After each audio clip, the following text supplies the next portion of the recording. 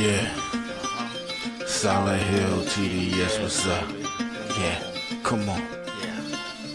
I.O.W. Sports Network, late night edition. Let's go. Come on. We about to raise the bar. Wild card mar. Everybody grab a seat, cause you know we about to spark. Late night sports talk. Modelo Le Cigar. Man, you don't wanna start. Wild card mar. We about to raise the bar. Wild card mar. Everybody grab a seat, cause you know we about to spark. Late night sports talk. Modelo Le Cigar. Man, you don't wanna start. Wild card mar. Hey. L Boogie with the hot flame, ashtray full of top names, little tree for your membrane. This the 9-hour time frame. I just snatched up a 6-pack, got my hands on a lid pack, whipping up a little batch of snacks. Yeah, man, I think I'm all set. Late night, can't sleep. Go ahead and just tap in. Better grab you a cold one, and we about to get some laughs in. Wild card on the microphone, he'll hit you with a couple flurries. Y'all need to just strap in for some entertainment sports commentary. We about to raise the bar. Wild card mar. Everybody grab a seat, cause you know we about to spark. Late night sports talk. Modelo Le Cigar. Man, you don't wanna start. Wild card mar. We about to raise the bar. Wild card mar. Yes, sir. Yes, sir. Yes, sir. Yes, sir. You know what it is. It's Taco Tuesday. So if you're new to the show, strap in because it's about to get wild. I'm just letting you know we're going to have some good basketball talk tonight. All right. But as always, it's Tuesday. So, hey, our brother Randy Redber is in the building. Always puts on for us at I.O.W. Does great work, great content. He always provides. How you doing today, my brother, man? Doing good, brother. How you doing? Hey, man, I can't complain, man. I can't complain. It's been a interesting week. Well, so far, obviously, all my baseball heads, I got the All-Star game. I was watching pieces of it. That's taking place. But before we get to our basketball talk, obviously, you see the headlines. Bleacher Report put out their top 100 list, NBA players. We're just going to dissect their top 10, all right, because there's some questions that needs to get talked about their top 10. We're going to kick off with that because it's going to lead us to the bulk of our conversation because off air in the chat, we got amongst myself, Randy, and a couple other mutual friends, just a conversation somehow got popped up. And we're going to talk about that. And I was like, you know what? Let's save this. And hopefully next week, if our other partner, Beast Mode, Boney Homie, if he sticks up to his word, he gets permission. Yes. if his wife lets him on the show. If he gets permission, hopefully he can join us next Tuesday around this time. But I actually want to start right here because I talked about Garrett Wilson getting his check last night. Sauce Gardner got their check. Obviously, you're in the New York, Jersey, tri-state area. Talk about it, man. I know you're not a Jets fan, but give me some of your thoughts on Sauce getting paid and G5 getting paid, man. Kind of talk about it, man. Yeah, I think they were both good moves. I know that both of them got paid a lot. I think it makes sense in both cases. Garrett Wilson was able to produce with Zach Wilson and then Old Man Rodgers. I don't see any reason to believe he won't be able to produce with Justin Fields. I think that making sure, especially if you don't know what quarterback is going to be, making sure that you have a good, reliable weapon that can produce seemingly with anybody, good thing for them to lock down for sure. Plus, he's still young. Mm-hmm.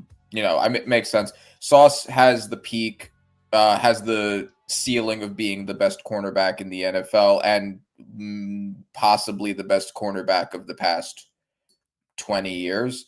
It just depends because he did come off of a down year and they ended up paying him a lot. I thought that they were going to use the fact that he was coming off of a down year to kind of like push Yeah, push back a little, be like, hey, man, your most recent year wasn't that great. Maybe, try to work down the pay a little bit based off of that.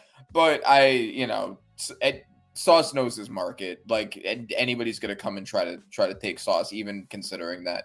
So it makes a ton of sense for sure. Especially after losing DJ Reed, you definitely don't want to lose both of them.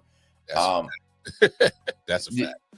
Yeah. So I like these moves for the Jets, especially since they're not paying their quarterback that much right now. And whatever quarterback they get for the future is probably going to be in the draft. It's going to be a while from now. Right now, they got Justin Fields on a cheap deal, so they have the money to spend. So I don't see any problems with this at all. Happy to see two young talents, two young brothers get paid for sure. Oh, for sure. Definitely. Kind of same sentiments I had last night when I talked about Garrett Wilson getting paid, and I literally went through every last quarterback he went through. All right, so I want everybody to strap in who didn't hear this last night. My man G5 has been in a New York Jet all 3 seasons, has played all 17 games. All right. In every 3 seasons that he's been there. Listen to the list of quarterbacks that he has to been on the receiving end playing football with. All right, let's start with Joe Flacco, Mike White, Chris Drevler, Zach Wilson, Trevor Siemian, Tim Boyle, Tyrod Taylor, Aaron Rodgers, 1,000-yard season. Give that man his money, every last dime. Mm-hmm. Didn't even hesitate. And I'm not mad that they put him in the top 5 of that wide receiver group. I don't care. It's the market. Matter of fact, you should have made him number 1. The way that he's been dealing and what he's had to deal with in a Jet uniform since he's been drafted, he's underpaid. Yeah. I think I agree. They got a deal for him, considering what he's been able to do with how little they've given him. He's underpaid. I mean, literally, I equated it to this. The last time I seen a wide receiver have done what he's done, and add the fact that he went rookie of the year, offensive rookie of the year, with instability at the quarterback position all 3 years since he's been here in the NFL. I haven't seen nothing like this since DeAndre Hopkins, where it didn't matter who was throwing him the football, he still put up numbers. And it's kind of rare that you see things like that. Yeah, it's very rare. So yeah. I mean, we saw 3 receivers last year basically in their rookie years do the same thing. We're seeing a lot of talent come out in the past few years. We saw Malik Neighbors, Brian Thomas Jr., and Brock Bowers all monster seasons with a carousel of ass throwing them the ball. So we're seeing a lot of talent at the receiver position, but it is rare. It is rare, but at the same time, the receivers are getting better coming out of college. I feel they are, and that is a solid point, and I will not knock that. But I'm just saying, it's so much easier for a receiver to just have his quarterback and that stability there. So the fact that he's been able to still produce with literally, like you said, I mean, obviously the Aaron Rodgers is the best that you got out of that group, but you're talking about this version of what you're getting, Aaron Rodgers, not prime. So underpaid. Yeah, 100%. The Jets, man, got good moves for both, for sure. Sauce is a no-brainer. I think that was a no-brainer. Yeah, that was I know a lot of people are probably going to look at the price tag, but when you look at it, you're like, I understand he's at the top of that cornerback market, and he should be. And it makes sense. So, by the way, I meant to say 10 years, not 20 years. I realized what kind of cornerbacks that I was eclipsing there. But in the past 10 years, I think you can make an argument that is his ceiling. Oh, and that's a lot. That's still a lot. Yeah, and when you got a guy that young, that good, and has pretty much already has a nickname and the marketing and the game to back it up with it. Fine. It makes sense. I think what helped him out, and I'm not knocking his skill play because I think he's a wonderful cornerback. It helped that he was in that New York market, and I'm not going to cap. All right, and when because nobody's checking for the Jets, but the fact that he was in that market, he still is going to get the scrutiny, the praise, the everything that comes with being in that New York market, and he shined. He has shined. So and he hasn't shied away from anything. So I just wanted to get your thoughts on that. Before we move, real quick, Shamar Stewart, I caught wind of it. It's been reported he just went back to Texas A&M and started practice with the college kids. There's a big chunk of second rounders not signed yet. I think it's attributed to what I've been digging into. Obviously, there's a Cleveland Brown linebacker and a Houston Texan wide receiver that got their contracts and they were fully guaranteed as a second rounder. And so all the other second rounders are looking at the other teams like, precedent is getting set. Let's get my check. Like, and I'm not mad at it because obviously you see, I think every first rounder is signed, and they all gotten except Shamar Stewart. And I think they're all starting to reach this point where they're getting the fully guaranteed contracts in the first round for sure. For these first round picks, and a couple of second rounders got it, and I think that's kind of been setting precedent. Obviously, I'm pretty sure you've personally been around some few negotiations, at least through passing the bar. You've heard some negotiation tactics and whatnot. Just kind of give me your thought on the.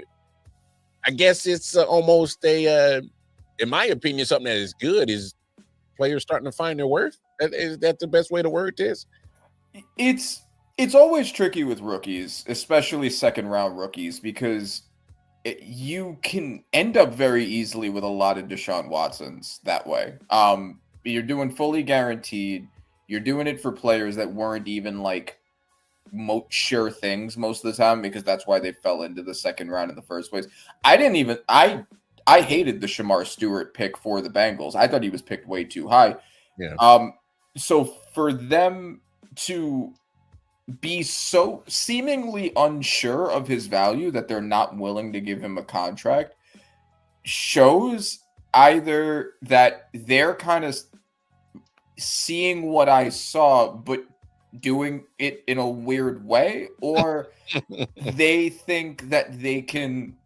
I mean, they were having issues with T. Higgins for a couple of years with his contract before they finally locked him down. Locked him in, and then Joe really stepped in and said, hey, get him locked. And now you got two top receivers in the top 10 of that pay scale and that position.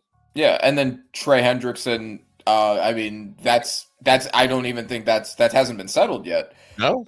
So I think the Bengals head office, the Bengals don't like to spend a lot of money. They're a pretty cheap franchise, and I think that this is them trying in their minds to play hardball. I know this especially because Joe Shane is also kind of like that, hence the Barkley and Xavier McKinney situations. So I've seen this before, and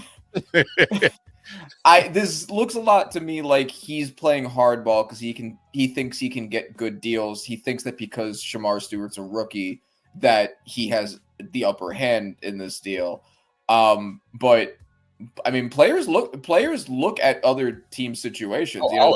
If other players see you doing this to your second best receiver for years, your only good defensive player, and your first round pick, like that's not a good look. No. Remember, Tyler Boyd was part of that trio. All three of them hit 1,000-yard receivers. It was time for him to get paid. They shipped his ass to Tennessee. Yeah, and I get it. It makes sense. I probably would have done that too, just because you already have two elite wide receivers. You could get more value moving it around to other positions. But they didn't even really do that. Like they haven't really upgraded any other unit. They said bye. Yeah.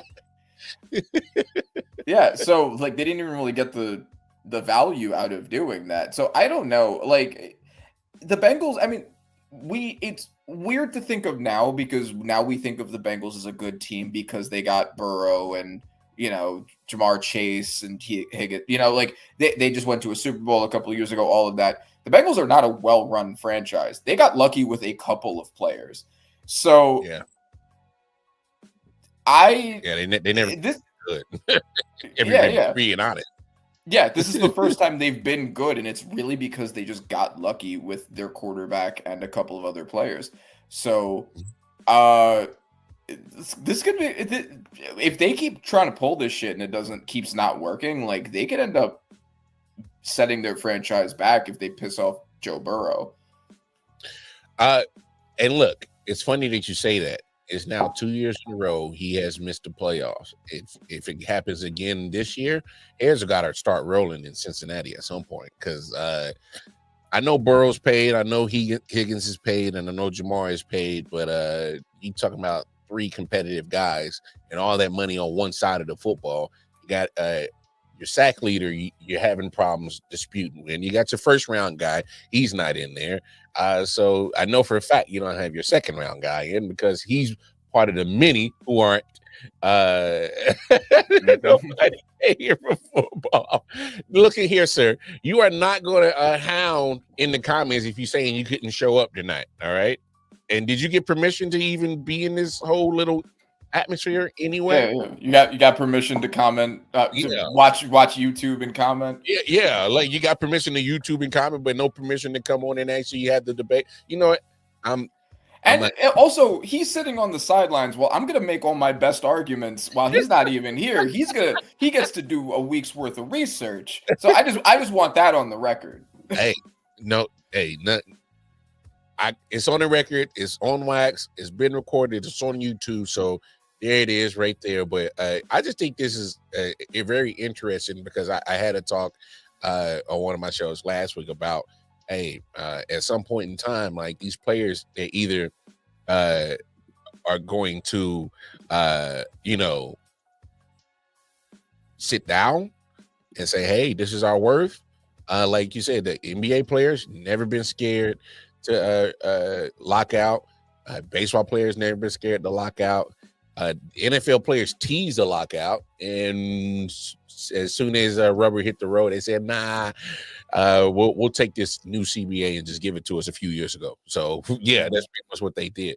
But it's just interesting that now some of these teams are starting to have this, fully guaranteed stuff, and others are still trying to fight it. I know. We talked about the whole collusion issues with Roger Goodell and all of that. I think that the NFL is really trying hard not to end up like the MLB and the NBA because those, especially the NBA, are run significantly more by the players. Players can just demand to go wherever they want and go there a lot of the time, especially the stars. I think they're trying really hard to avoid. Oh, I'll make my case, Bobby. Oh, I will make my case. Wait, now you talking about I gotta go?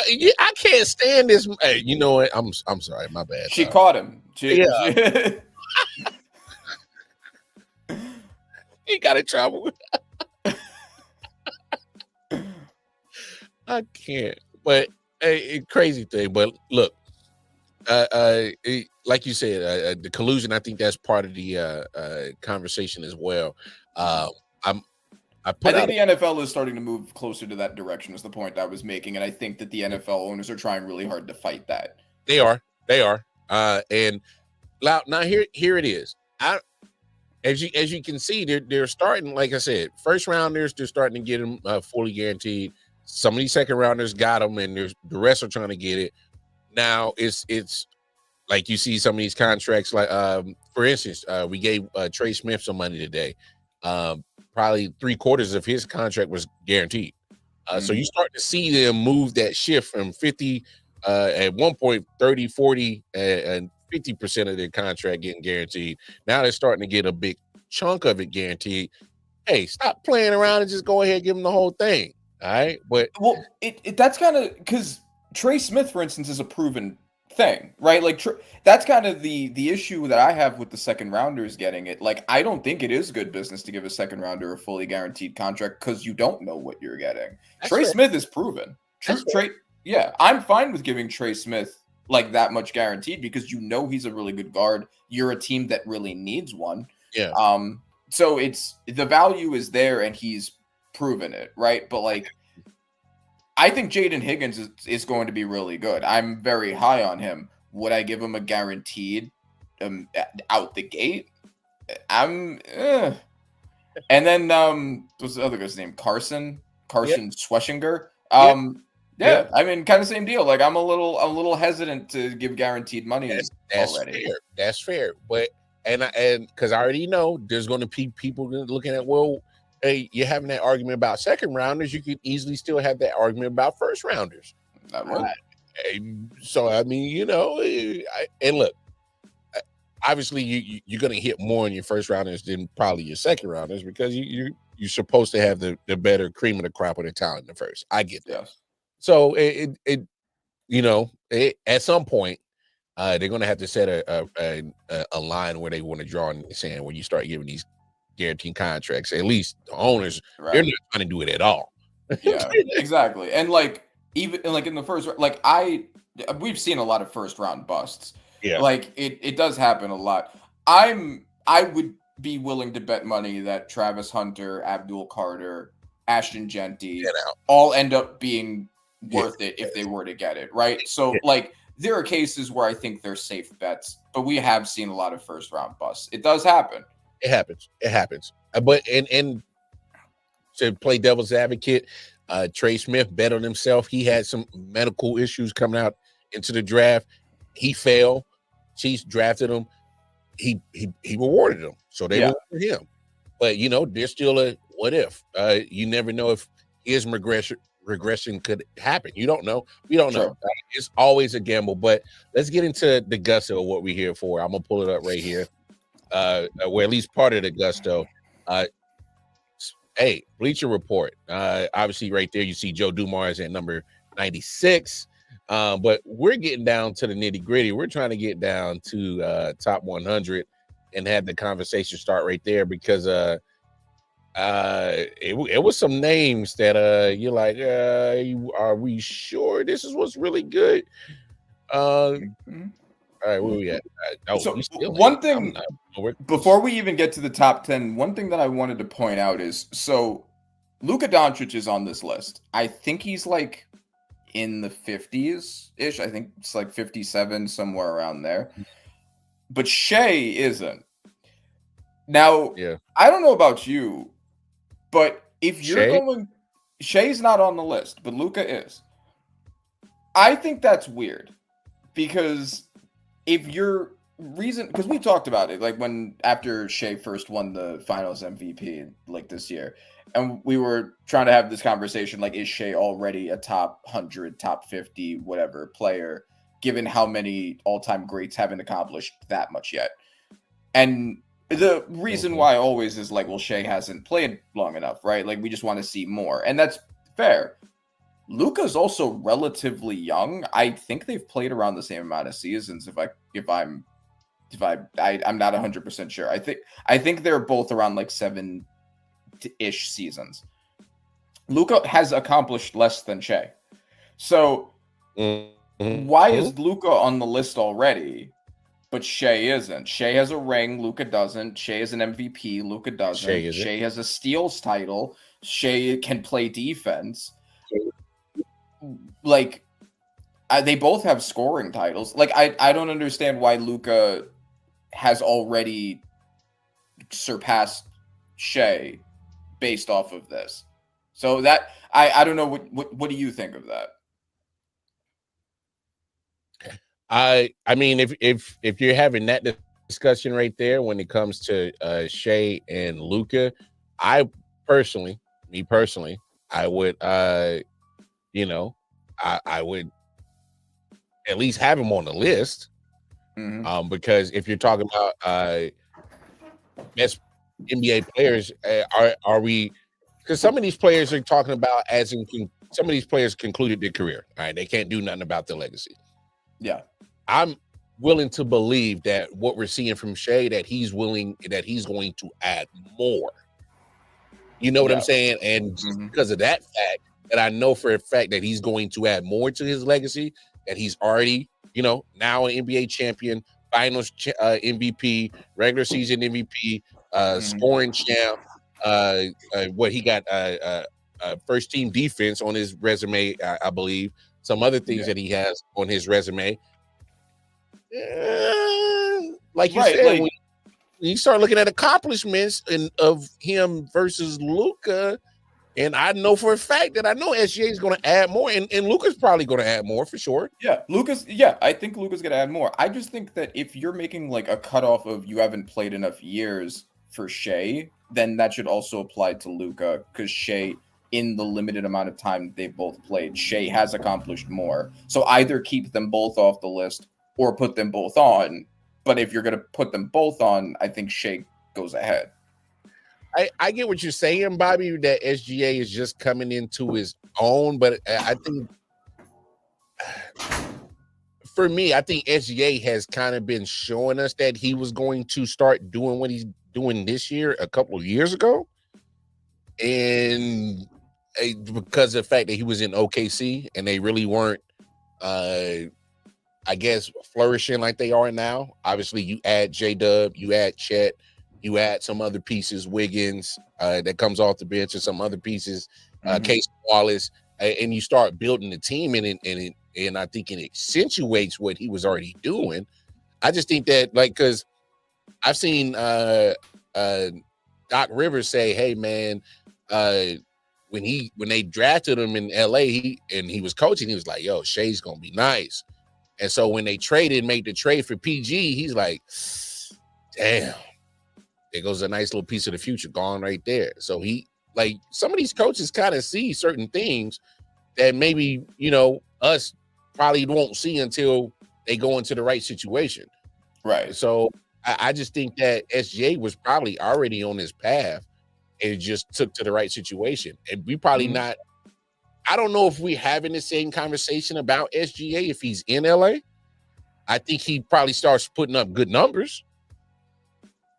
Is that fair? But I don't know if we're talking about MVP and finals. I don't think that, but I don't know. Yeah, I think that the issue there is that although, I mean, he does have good, I mean, he would have Kawhi and James Harden and Zoo. Like, he would have good players around him, but the between Kawhi always being hurt, Harden being a playoff choker, like the team's so much older than OKC, right? Like, not having the future that OKC has. I do think that it would be hard for him to have won a ring with the Clippers, but it's not impossible. Like, I don't mean to cut you off, Randy. Right here, 17. Do you hate this? Jokic is 17. I have him a couple spots higher for me. I don't hate that at all, actually. 3 MVPs. Okay. 3 MVPs, because has a ring, led his team to a ring. One of the most well-rounded offensive players of all time between shooting, scoring, rebounding, and playmaking. Best playmaking center ever. I like it. Okay, I'm just asking because there's going to be a lot of people they're going to look at where he's at, and they're going to look at where Shaq's at. I already know for a fact where they're going to, have that conversation. But I don't hate this. I don't hate this. I think I have Kevin Durant and, like, if not one spot from there, like about exactly the same spot. Okay, now we got to talk. Oh, okay.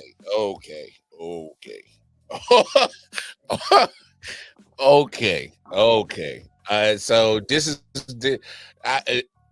is where I think we got to have the conversation. All right. Bro. I just think Hakeem, her dream, Olajuwon, I would put him, put it like this: wherever you have Kareem Abdul-Jabbar, you better have Hakeem near, at least close. Okay, that's just how I feel. So I'll just put it out there. So, because we're going to be comparing, because the reason why I came on is because this is the first list besides my own that I've ever seen that had Steph over Kobe. And so I wanted to make my case. My top, I say 14 for these guys, just to compare so you know where I stand. MJ, LeBron, Kareem, Wilt, Magic, Bird, Steph, Kobe, Bill Russell, Duncan, Hakeem, Shaq, Jokic, Durant. Now, the reason why I think Hakeem being just outside of the top 10 is okay is because if we're just going off of talent, he probably should be higher than this. That being said, of all of the players you did miss Bones. Yeah. Of all the players that are the regulars of the top 10, they were significantly more dominant over the NBA than he was. And it's not his fault. He had one of the greatest title runs ever in 95. He ate Shaq's lunch in that 95 title run. But he took him to school.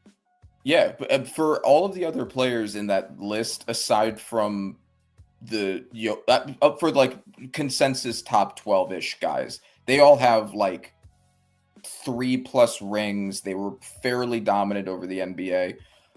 And Hakeem didn't really get that opportunity. And he didn't break through until Michael Jordan stepped out. Like, Michael Jordan went to play baseball, and that's when Hakeem was able to break out. So it does leave kind of the question is like, well, the best player in the NBA stepped out, and then that's when you were able to succeed? To be fair, Randy, I think if Jordan played that whole 90s era, I don't think nobody's really eating. That's true. That's true. But like, I don't think nobody's. That's true. But like, I don't know. What does it say that you weren't able to compete with the best player of the era that you were in, and you needed to wait for him to go play baseball to win your rings? Like, no, you make a valid point. I'm just saying, sometimes there are people who are just like that, who are just always in the way of everybody else eating. And Bill Russell and MJ were the two best examples of that. They're just the best examples of people who were just habitual career roadblocks. And I'm just look, I hear your point. I'm just still looking like MJ was really not allowing nobody to eat. Like, I don't care who you were. Like, you were not eating in the 90s. And look, I can't prove this, obviously, because we can't go back in time and we can't know what happened. I don't know if he doesn't play baseball, he might run off 8 in a row. It's kind of hard. You know what I'm saying? It's kind of hard. Bad boy Pistons were able to eat with him on the court. See, the bad boy Pistons, I think they just had a different certain. Well, they were kind of the reason why they changed a lot of those rules too for Jordan. True. Very true. If we're being honest, look, I'm a big Jordan fan, but we got to be honest. He was getting his ass whooped by the Pistons, and I know a lot of people don't want to pay attention to what Jordan was really dealing with, and I know especially LeBron fans, and I'm not trying to have that conversation right now, but a lot of LeBron fans say, "Oh well, he wasn't winning until all this." Well, he was also going up against a whole bunch of dynasties at that point in time. He was going up against Bad Boys Pistons, and he was going against Boston Celtics in the East. He was also going against a solid 76ers team that was still sneaking their way into finals and shit at that point in time. So let's not act like Jordan wasn't going through gauntlets before he started winning. He was getting his ass kicked by dynasties. That's true. Yeah, and we also like the argument is always against Jordan. Like, well, Jordan beat teams that wouldn't have been like the teams that he beat if he had to play against the teams that LeBron lost to. Jordan wouldn't have looked as good because there's no way he's beating the KD Warriors or the Spurs from that one year, whatever. Like, that's the argument that they always make. But yeah, I mean, would LeBron have been able to beat the bad boy Pistons? Would he have been able to beat the Larry Bird Celtics? There's I mean, there are questions there too, and also the teams that Jordan beat look worse because he kept beating them. I think there's something to say there, right? Like, do the Malone Stockton Jazz look as inept as they do if Jordan doesn't exist? They actually look like the best team in basketball if Jordan doesn't exist. Like, I think we have a different perspective there. Obviously, they're not the KD Warriors, right? But like, they would look better.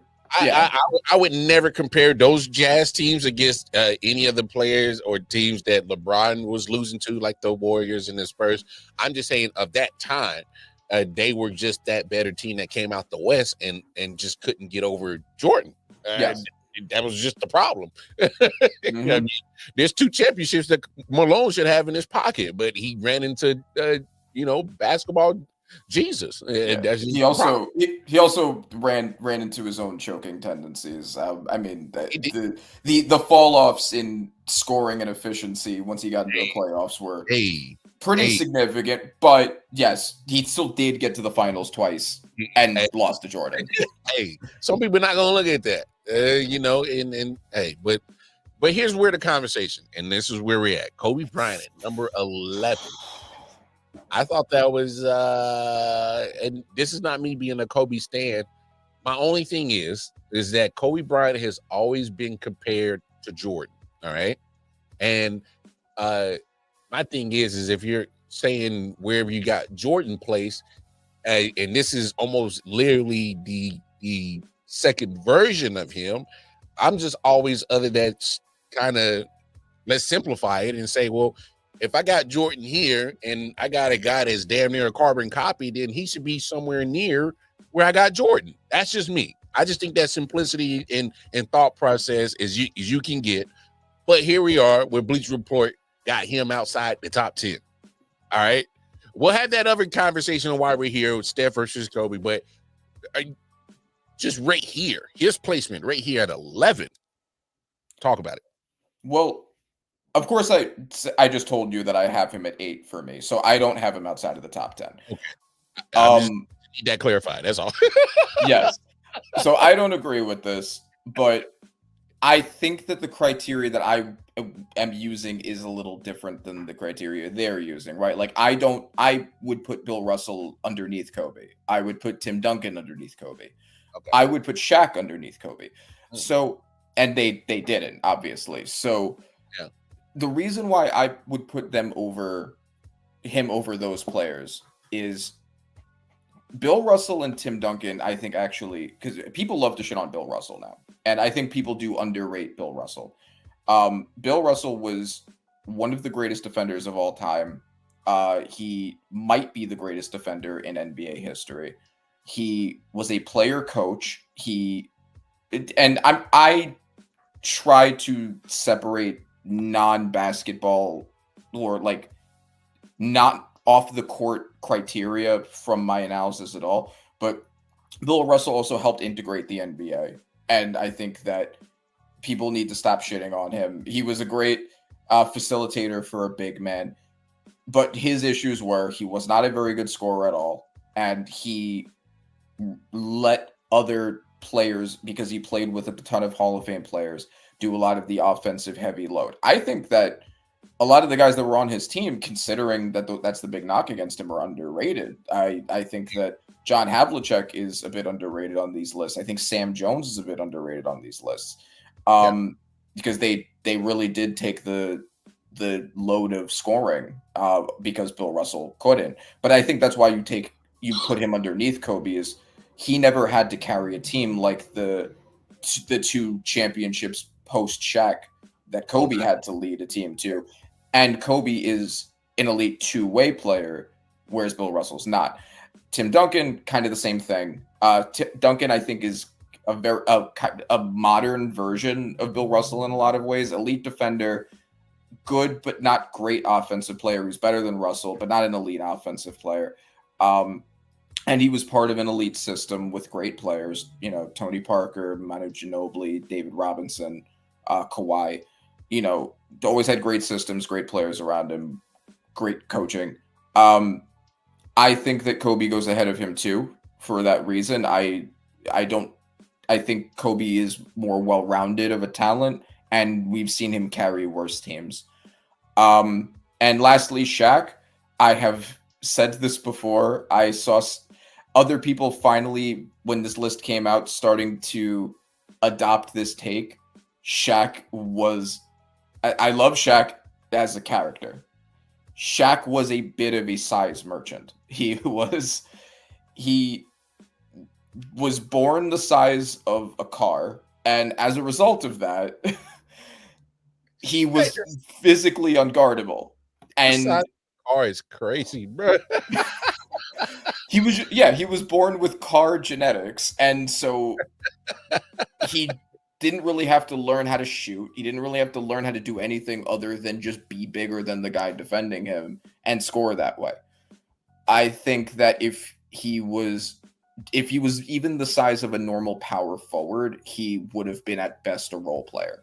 It changes his game. It changes entirely, right? Like he would have to learn how to shoot. He would have to learn, like he would have to be in good conditioning. Yeah, like yeah, like Phil Jackson managed to get him in shape, and then that's when he won MVP. But like that wasn't he didn't take it seriously enough. He didn't manage to stay in that condition, and that's why he only won the one MVP.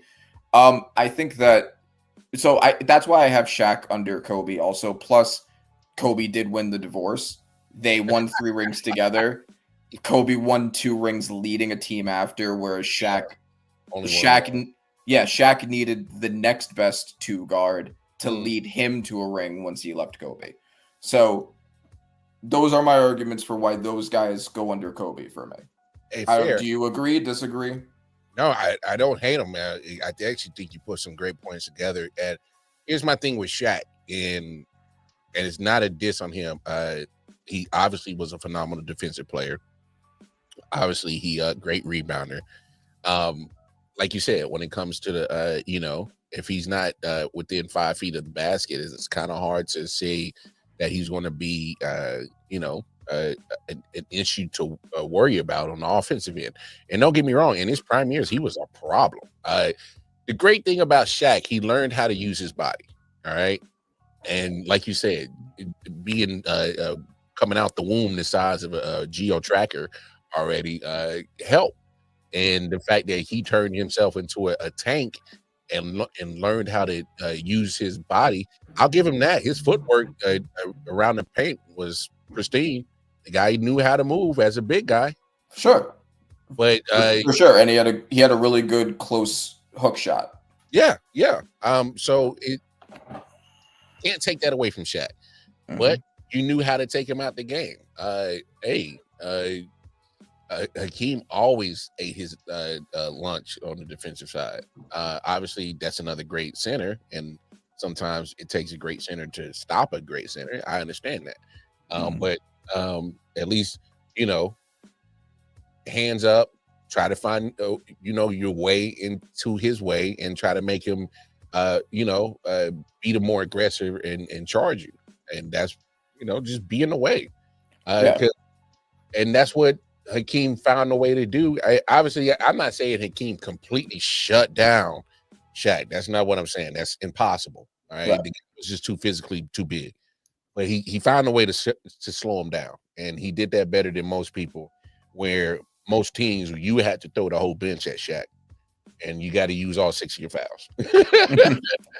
Right. Yeah, and that's also why I have Hakeem over Shaq. Is Hakeem was also huge, right? Like, he was a center, right? Like the normal center size, incredibly tall. But better than Shaq, if you ask me. Yeah, he combined his size with incredible skill, like the footwork, the post moves, like. He wasn't an elite shooter, but he had a mid-range game, right? Like I think that if Hakeem was not as big as he was, he still would have been a great NBA player. I'm not sure about that for Shaq. That's how I feel about it. You put Hakeem in today's NBA, he's he would eat eat. Because and I'm saying like as in like he could guard Jokic the whole court. Yeah. He would give Embiid work. Yeah. And those are your two biggest names at the big man position right now. Segun's on his way. I think he eat him up. Mm-hmm. Sabonis in Sacramento. He ain't got the mentality. Mm-hmm. He would get dog walked by Hakeem. Yeah, no, he would dust every center except maybe Jokic. And like considering how much better of a defender he is than Jokic, like he might still be the best center in the NBA if you transplanted him right now. Yeah. But here's a controversy of the main talk. Steph Curry right there at 10. Agree or disagree with that one, sir? I think he's too low because I have him at 7. So let's I'm gonna bring forth my case. I'm gonna present my opening for why Steph is above Kobe for me. Now I have them both higher, right? Like I have Steph at 7, Kobe at 8. All right, let's have that talk. Let's talk about it. All right. Steph, greatest shooter of all time. Mm-hmm. 2-time MVP and only ever unanimous MVP. Mm-hmm. Led the best winning record team in NBA history. Okay. Led a dynasty to 4 rings and defeated LeBron James in LeBron James's prime in the playoffs. Now, there is the asterisk obviously, because he brought in KD. Yes. But in the first time that he beat LeBron, Kyrie had gotten hurt, and so did Kevin. I think Kevin Love. Yeah, Kevin Love had also gotten hurt. So there is context there. Sure. But he had been so dominant around it. I genuinely don't believe that that's the reason why Steph won. At least it's not a wash. So dominated the 2010s, had won 4 rings. And also, I think most importantly, he bent the will of the NBA to play his play style because him and that system with Clay were so unstoppable because of the spacing that the entire NBA needed to learn how to adapt to that play style to compete with him. For those reasons, I think that Steph should be in everybody's top 10. Now, why I have him over Kobe? He is the better scorer, and I don't think it's close. First of all. Now, one of the things that Bones like to say, and what I think a lot of people think, they think that, well, yeah, Steph is the better 3-point shooter, but Kobe was the better mid-range shooter and better around the rim. I'm just going to get you some numbers. From the mid-range, Kobe shot 41 to 42%, which is not good. Steph shot about 46 to 47% from mid-range. Now, Kobe has much higher volume from the mid-range, but considering that included a lot of bad shots, he took a lot of shots that he should not have taken. I think that still means that Steph was the better mid-range shooter because he was also a better shot selector. Now, if you want to say also, because this was an argument that Bones made, Bones argued that the fact that Kobe was the only good perimeter player on his team, or the especially at post Shaq, that he was the one that the defense had to take care of pretty much entirely. That meant that he was getting contested a lot, as opposed to Steph, who had the benefit of having guys like Clay, and KD, and other great shooters on his team have to be defended too, which is fair. Yeah, I was like Randy, where we leaning on this one? Because like KD and Clay is enough to say, yeah, I don't think post Shaq there was nothing nowhere close to that. However, just for the years that Kobe and Shaq were playing together, when Kobe was essentially playing a sidekick role, where there was less pressure on him to take all of the shots, and Shaq was outscoring him, Kobe was still shooting at about 41%. Yeah. Kobe actually went up to 42% after Shaq left. And Shaq was the one that defenses were scheming for to a higher degree. So I don't buy that it's just because, well, everybody had to focus on him because he's Kobe and there's nobody else to focus on, right? Because when they were focusing on Shaq more, his shooting was even worse. Now, I think that that's because Kobe was trying to be Michael Jordan. And this is why I don't think that they're close. Kobe was trying to copy Michael Jordan. Mm-hmm. And I want to preface all this. This is not Kobe slander. I'm not a Kobe hater. Like, this is all just objective facts. Kobe wanted to be Michael Jordan. It was very obvious. He jucked his jaw like Michael. He, you know, the whole presentation was very much like Michael. Mm-hmm. The killer instinct was like Michael. That was obviously his inspiration. He wanted to take all of these shots. A big reason why him and Shaq eventually didn't work anymore is because Kobe didn't want to be a sidekick. Oh, yeah. He had a chip on his shoulder. He wanted to be the lead dog, and he wanted to make all of the shots. The problem is he wasn't as good at it as Michael Jordan. And that's why, despite the fact that Michael Jordan had more volume than like anybody, because he was taking every shot, he also made them at a much higher percentage.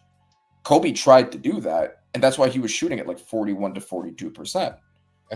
That's a fair assessment. I mean, look, there's no bones about it. I've been a big Kobe fan, love Kobe, but my man was a ball hog, and he made no bones about it. He's got plenty of clips out there that says, "Hey, if you don't put the work in, why would I give you the ball?" Mm-hmm. Which is not an unfair thing for a leader to say, but it's not always the best shot to take. Well, he wanted to take those shots. There wasn't a shot that Kobe wouldn't take. Yeah, that's exactly it. And that's exactly the problem. And you're giving free possessions to the defense, and also around the rim. That was another thing that Bones said. Like, well, Kobe's better around the rim. Kobe around the rim versus Steph. Let me get these numbers back up here. Kobe was definitely yamming. He would definitely put the hammer down. If Bones is talking about as in contested shots going to the rim, I might slide that way because Kobe, when as many big centers, Yao Ming, Dwight Howard, got some testicle prints on their chest because Kobe wasn't scared to come through with the yamage.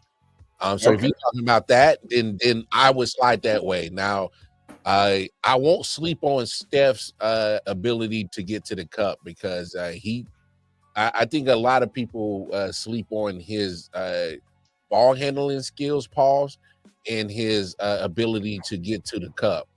Because I think those are two things that he does very well of getting to the cup, and he got some handles, man. I hate when people try to act like he's just a 3-point guy, and I'm like, I don't think a lot of people pay attention to Steph's game. He does a lot of things that just kind of get overshadowed because he is such a great 3-point shooter.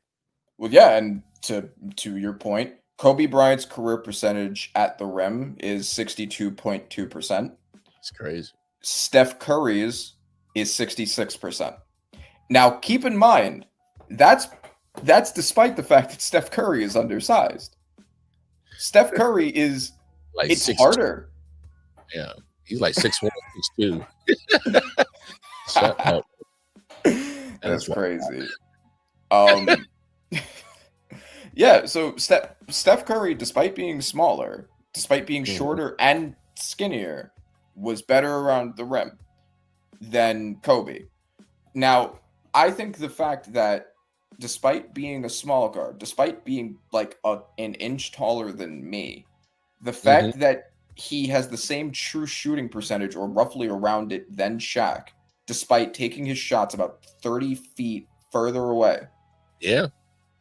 Is why Steph is among the greatest scorers of all time and a much better scorer than Kobe.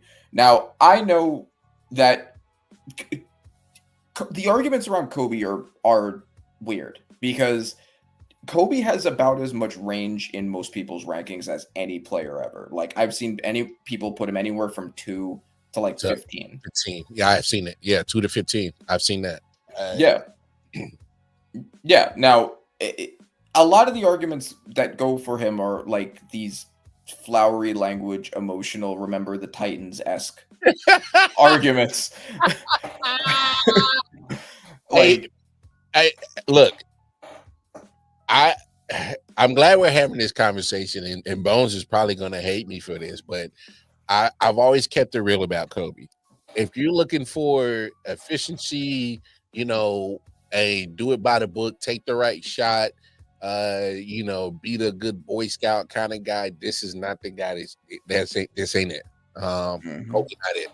If you're looking for the guy that's just like, no, F that, Mamba mentality, put it on my back, game-winning shot, put us in the game with him, or set the tone, or, you know, that kind of guy, like you said, the emotional shit, because he's gonna, you know, he's not gonna take the best shots.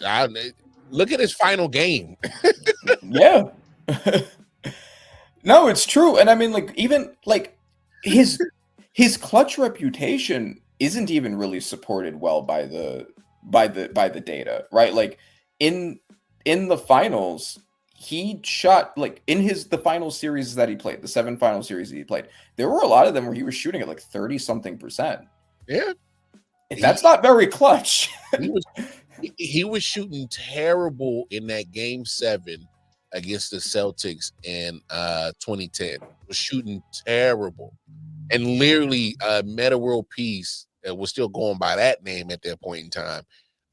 Came through down a clutch with some clutch shots. And I think what it is because it's like you said, Kobe is a figure in basketball. He's just he comes with a story, he comes with a mentality, comes with an aura. But I mean, I've always been frank about it. The numbers are not pretty for Kobe. They're not. They're not. All right. But I just, for me, and I said this millions of times on this show. I think stats have their point in their place in sports talk. You know what I'm saying? But if you're talking about like having a conversation when putting up the numbers, it's not going to look pretty for Kobe when you start comparing them to other great shooters in this game. Is efficiency wise, all right? It's just not. All right. He's going to take the shot with 2-3 hands in his face. All right. Yeah. No, and it's like, yeah, and that's the thing. Like his reputation supersedes him in a way that it does not a lot of players benefit from, right? Like, yeah, a lot of the idea around him, the legend, the mythos around him, if you actually look at the stats, look, Kobe was a great player. I have him in my top 10 for a reason, right? Phenomenal, all-time great player. I'm just talking about this in comparison to somebody like Steph. If you want to, like, whatever argument, whatever metric you want to use, if you want to knock Steph for the fact that he had help for, you know, his rings, especially the 2 KD ones, and he was a sidekick for those, that's fair. Kobe was a sidekick for 3 of his rings. Hey, here's my thing. Look at all these great guys that's going to be at the top of this list. All right. Matter of fact, let's go through it. All right. So if we're talking about top 10, Steph had, we know about the help that he had. All right. Wilt Chamberlain. All right. Jerry West was on his squad. He won. Are y'all trying to tell me he wasn't the best guard at his point in time when he was playing? He's a logo. All right. There's probably somebody else that was on wasn't Elgin Baylor on this team? Yeah, if I'm correct. And they never won anything together when the 3 of them played together. Like that's the crazy thing. They might have won 1 championship. Okay, Larry Bird. He was not part of their dynasty. He didn't have a squad around him. Kevin McHale, Robert Parrish. Yeah. I mean, this guy didn't have a squad around him. Yeah. All right. So all right, let's keep it. Oh, Tim Duncan. This guy didn't have a squad around him. It's the argument I was just making. Yeah. All right, let's go to Shaquille O'Neal. This guy didn't have a squad around him when he won. He had 2 of the 3 best 2 guards ever help him get rings. All right, Bill Russell. You already just named the squad that was around him when he won. This guy didn't have a squad around him. All right, this guy, he didn't have a squad around him. So he had arguably the 3rd greatest player of all time, plus James Worthy, Bob McAdoo. Keep going. Keep going. You can keep going. All right, this guy didn't have a squad around him when he won. He had the guy right before him, and also Oscar Robertson. This guy didn't have a squad around him when he won. So here's the thing with when he won, squad around him. Yes, when he won. That's true. When this guy won, did he not have a squad around him? So okay, this is the point that I'm going to make. I think it makes a lot of sense that Michael Jordan and LeBron would be the top 2 because of all of the players, and I've even seen like the data be broken down onto Hall of Fame teammates, All NBA, All-Star teammates, whatever. Of all of the inner circle greats, Michael Jordan had the least amount of help also. He had Scottie Pippen and he had Dennis Rodman and he had some good players around him. But of all of the people you named, he had the least Hall of Fame talent on his team. And he also took by far the most shots of anybody. And that's fair. So I think that Michael Jordan being number 1 makes a lot of sense. Now LeBron was able to LeBron won with good talent around him, right? Like Dwayne Wade, Chris Bosh, Kevin Love, Kyrie Irving, Anthony Davis. He had good teammates, right? Like I'm not saying that. However, he did prove that he could take a team of future janitors and car parkers to the finals. So janitors and car parkers line is crazy. But I mean, look, what he did that 07 finals, yes, admirable. But my thing is my main point is that rather who took with less, these guys at this top of this 10 list all had squads that was the right team, the right time, and they had talent around them. Scottie Pippen and Rodman, Wade, Bosh, Love, Kyrie, Davis. It goes on and on. We went through a whole top 10 list where all these guys won with talent. So let's kill the mystery of saying super teams are super teams. No, best teams with the best talent that can play good basketball together win the damn championship. It's proven. All these guys have been on great teams that won, and that's what it is. So basketball is always a team sport. Always. Exactly. Like that's always true. I think you can give extra credit in cases where a player won without a really good team around them. Like fair. Dirk is in my top 20 because he was able to bring a not very good team to a championship and beat a super team to do it. Yeah. So I think that matters a lot. But yeah, I mean, like that kind of thing is rare. Like Hakeem, like won 2 titles without great help around him, and I think I think you can give extra credit to that, for sure. But it doesn't happen a lot. It is a team sport at the end of the day. No, I hear you. It's just like is sometimes some of these lists when you start getting down to the top 10 is you should have the same batch of names. I think all true basketball fans should have the similar types of batch of names, probably from 1 to 20, maybe. Top 10, top 5 are interchangeable, obviously, because it's personal preference, obviously. I mean, the whole list is personal preference, but it's just where you got the names at, and have these debates and try to see where you kind of value certain things that somebody else might not. Yeah, like I have much higher than I think I've seen him on any list in like recent memory. Like I have him at 4, and he's usually around like somewhere between 9 and 12 for most people. And that's a team success problem, right? Like because everybody's response is like, well, he only won 2 championships. Now, but that's the thing, like what you're saying, right? Like not like all these players had help. around them. Like all these players won because they were able to make the best team with their talents and, you know, whatever. There aren't a lot of players that had the individual dominance that Wilt had. And I think he's very underrated now because of that. Yeah. I think, you know, for instance, Wilt's whole problem was like, well, he wanted to be the stats guy. Like he wanted to be the individually dominant guy, and it wasn't the best way to win basketball games, especially against Bill Russell's Celtics. But I think the fact that once essentially a coach got into his head to try to be more of a team player, not only did he lead the entire NBA in assists that following year, but then he won the title immediately. I think that shows how in control he was of the result of games. It just was him not choosing to prioritize team success until he did, and then he immediately got it. So I think people underrate Wilt for that reason. Is it me? But I just think just because in a game of basketball, like if you're of a Michael Jordan, of a Wilt Chamberlain status, like you can affect the outcome of a win or loss just by you. Like I just think, and don't get me wrong, like I think there's a certain extent, like in NFL, you know, if you ain't got your quarterback, it can be a struggle, but you can win. You know, I just think when you're just that much important in like, because it's only 5 of y'all, and is, you know, it's you and you're him.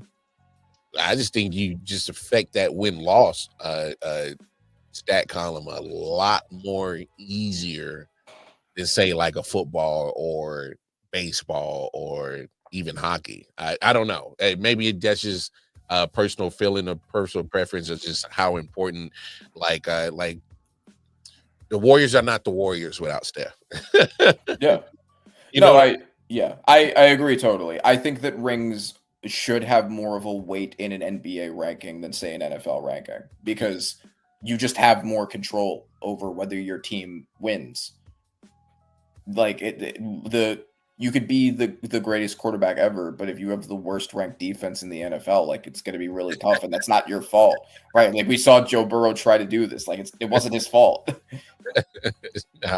Hey, facts. You know, as Dan Marino. Yeah. So, no, I got that, man. This was fun. Hopefully, Boney homie, get your permission slip signed, sir. Get your hall pass signed so you can come hang out with your friends. Yeah, and see if you can get permission to come hang out with your friends for about 50-60 minutes of your time next Tuesday, sir. We'll see. But no, this was fun. Bobby should come on to the show too. So Bobby had the laugh reacts going, and then he heard my case. You know, I want to see if maybe I changed his mind. You know, I want to see maybe he can come on the show at some point. We can have this discussion. Well, I mean, honestly, I never really answered your question what I would rank Kobe. I would definitely rank Kobe over Steph, and you hit it on the head. It's emotional shit. I know that. So that's why I'm never going to fake the funk about how Kobe is perceived. And and that's why I lately, when you hear all this people talking kind of reckless about a guy that can't defend himself because we all know he's no longer here, I just think it's weird. Some of the of course, none of this is personal slander against. Oh, no. Yeah. And then when you hear people that played either with him or against him, and just you know, I tend to listen to how they feel about Kobe, and just kind of more, you know, they just like, oh, it's just he was different, like, and you know, they're just more those type of cats where, you know, in certain situations where you know that the stats don't look good, but you still fear that this guy is going to put the nail in your coffin if you don't take the game. If you leave the door open, Kobe is still going to find a way to send you home pissed the hell off, because he shot like shit, but damn it, when it mattered, he turned into Kobe, and that's what you fear. And yes, that does speak to mentality or the emotional part. And like I was talking about it last week, the sports psychology about sports. where those are certain things you can't put on a stat sheet. You can't, well, why did this happen? Or you can't explain certain shit in sports. And I think that attributes to that sports psychology where it comes to, if you're a competitor, hey man, don't let off the gas. So what? This motherfucker shooting 2 for 32. You better make sure you don't let him get the ball. It's 2 seconds left, and they got only need a bucket to win. Is no, you still is him. Like, I think that weighs something. And to be fair, I think Steph has a little bit of that too. Right. Yeah. I mean, to further make my point, because I know clutch is going to be a huge thing in this debate. Mm-hmm. So this was in response more so to a Kobe versus LeBron debate than a Kobe versus Steph debate. Yeah. But do you know what Kobe's percentage on clutch time shots is? Well, first define the clutch time, because I know NBA takes a certain segment of the clock, they say, where it's considered the clutch time. So break that off. Okay, so we've taken at least 10 shots. Final minute of a playoff game. Okay. So from the field, Kobe shot 2.273, which is only better than Russell Westbrook. From 3, wait, hold on. My apologies. That his from 3, it's only better than Russell Westbrook. From 3, he shot 0.176. So, if you're going by his clutch mentality, he had the mentality, but the ball didn't always go in those moments. Like, we remember the great moments, but there were a lot of moments. Like, on clutch shots from 3, Steph Curry was shooting 0.231. Much better, right? Like, but Steph doesn't have the reputation for being like a clutch guy. And from the field, Kobe and Steph are about the same, right? Like, on those shots, Curry is 2.261. Around. They definitely went up post 2020. Yeah. Yeah, but I mean, overall true shooting percentage in the final minute of playoff games, Steph has the advantage there too. But Steph's reputation isn't as a clutch guy, even though we've seen, because Steph in his prime always had great teams. We've seen Steph the past few years. We saw what Steph did, not this most recent year, but the year before, with the Warriors team, dragging them by himself into the playoffs. Yeah, that too. Steph can, like when Clay was declining and then eventually got traded, Draymond's not going to be that guy to make those shots. Not a lot of help around you. They didn't have Jimmy Butler yet. Like, he made those shots. He dragged that team into the playoffs, and he did that as a 35-year-old. Yeah, Steph can be clutch too, but a lot of it has to do with the narrative. Steph's narrative has never been as a clutch guy. And a lot of that's probably because of the KD Warriors situation. Like, that's not how we think of him. And to be fair, that's partly Steph's fault for having done that. Hey, I mean, look, I just always, for that. So for me, I was living in Carolina when he was in Davidson. And I didn't think that he would turn out to this. No. Because I remember that run he took Davidson on, and he was having some ankle problems his first few years in the league, and I was like, I don't even know if he's going to be able to even just last. And that was at the point when the Warriors still had Monte Ellis, and you really know Monte Ellis was like that. He was like that, but he was starting to have some knee issues, so that's how Steph started to get some PT.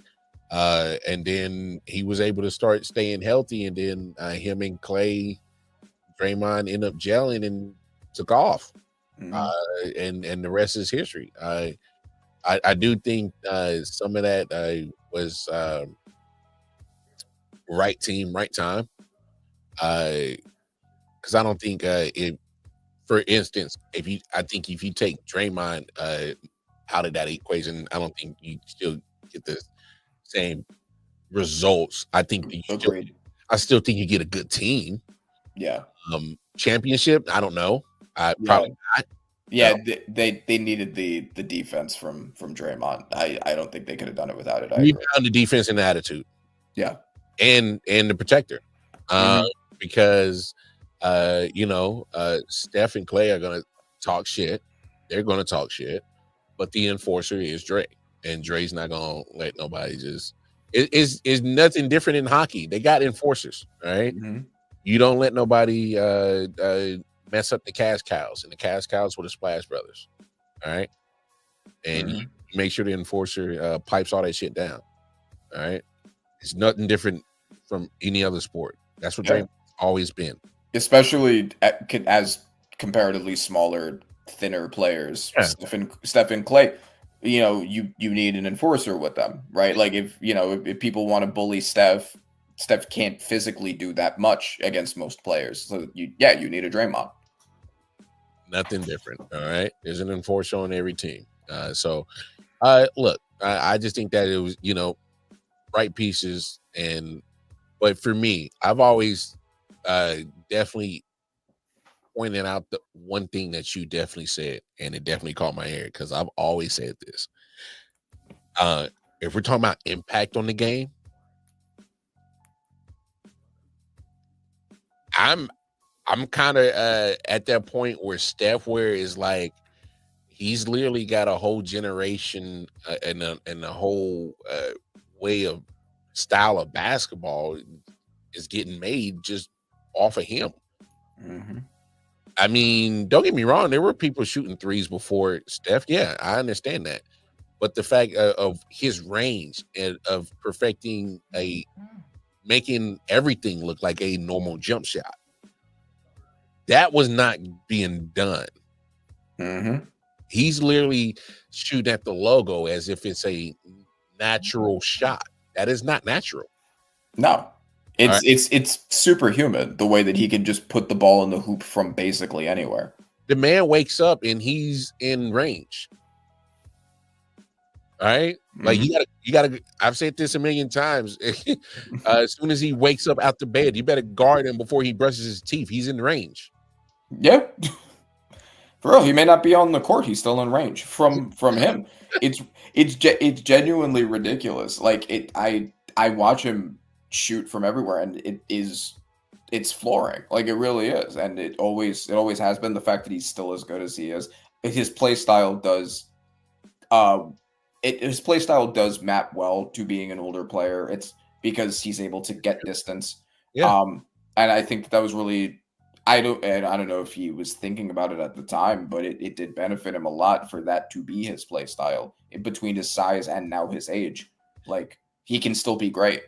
He's made it to the point that if you can shoot, you can play as long as you can. It doesn't matter about any other skill that you got. If you can shoot,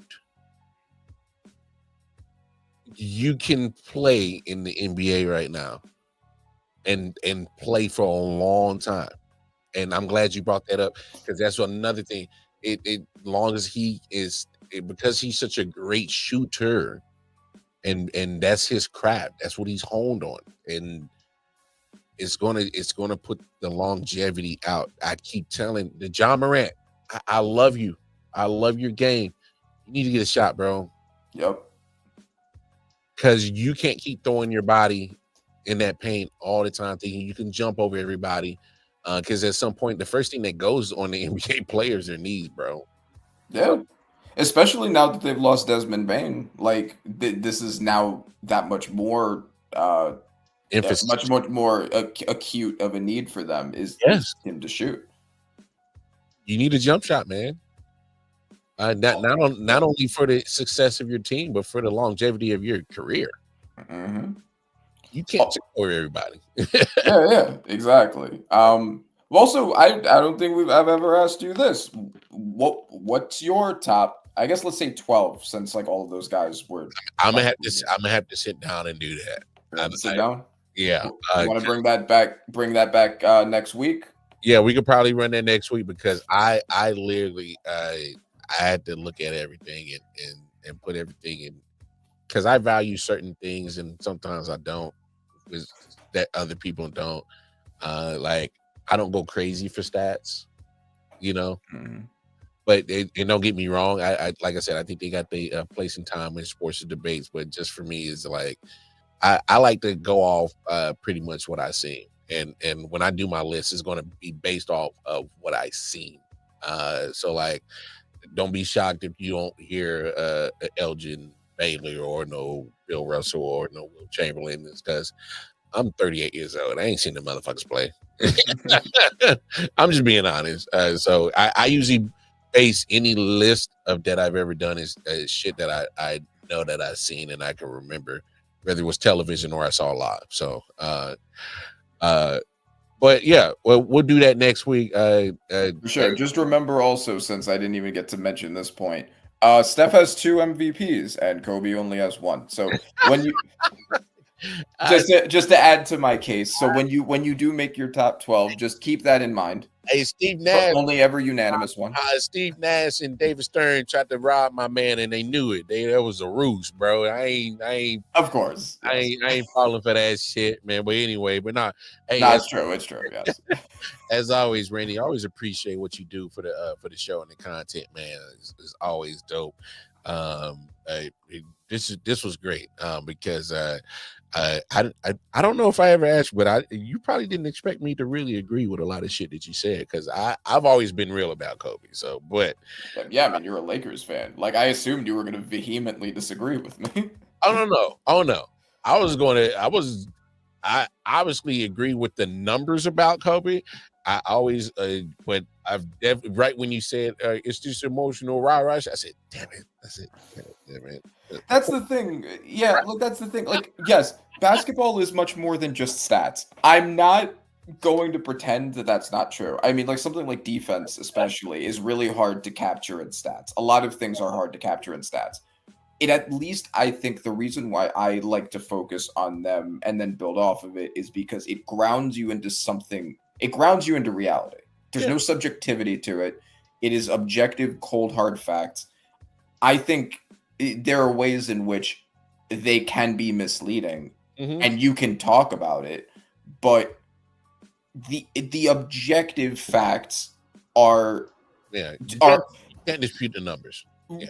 Right, exactly. You could add context to them. I do think that matters, right? Like, I think that just looking at, say, Shaq's field goal percentage in a vacuum is misleading because they were all from literally at the basket, right? But I think that that's kind of the point is you take that and you ground something in reality. Like, we're not just making shit up and just going off vibes. I feel like a lot of the problem that I have with a lot of the problem that I have in sports debates is people sometimes want to go off vibes, and if you give them numbers, they're like, no. That's why there's the narrative is that, say, LeBron and Steph are both not clutch and Kobe is, despite them having better percentages in clutch moments, right? Like, you know, it's very vibe based, and it's just like, well, how do we even argue this then? Like, how do we come to an agreement if we don't even agree on what reality is?